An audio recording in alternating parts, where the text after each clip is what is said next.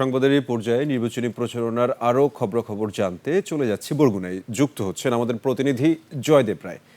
জয়দেব, কেমন দেখছেন ভোটের হাওয়া? প্রার্থী ও ভোটারদের ভাবনা প্রত্যাশার কথা বিস্তারিত জানতে চাই।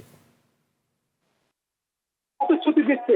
তো এ পর্যন্ত আমরা যেটা ঘুরে দেখতে পেয়েছি, বরগুনা এক আসলে নির্বাচনের পরিবেশ অনেকটা ভালো রয়েছে এবং কোনো সহিংসতার খবর এখন পর্যন্ত পাই নাই।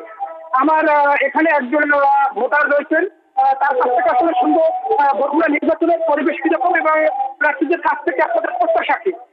বরগুনা নির্বাচনের পরিবেশ খুবই ভালো। প্রার্থীরা যে প্রতিশ্রুতি দিয়েছে সেটি যদি বাস্তবায়ন করতে পারে তাহলে বরগুনা আমরা প্রতিশ্রুতিভাবে ভোট দিতে পারবো এবং বরগুনার পরিবেশ খুবই ভালো।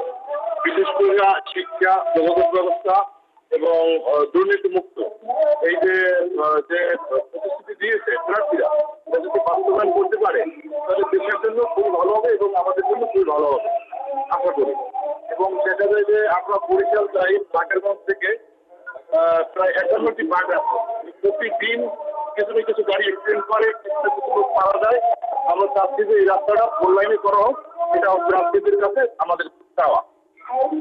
ধন্যবাদ আপনাকে। বরগুনার যে নির্বাচনী যে প্রতিশ্রুতি যারা প্রার্থীরা দিয়েছেন এবং জনগণের যে প্রত্যাশা আপনারা শুনলেন, এই বরগুনার এক আসনের নির্বাচনী খবর। জয়দেব, ধন্যবাদ আমাদের সাথে যুক্ত হওয়ার জন্য।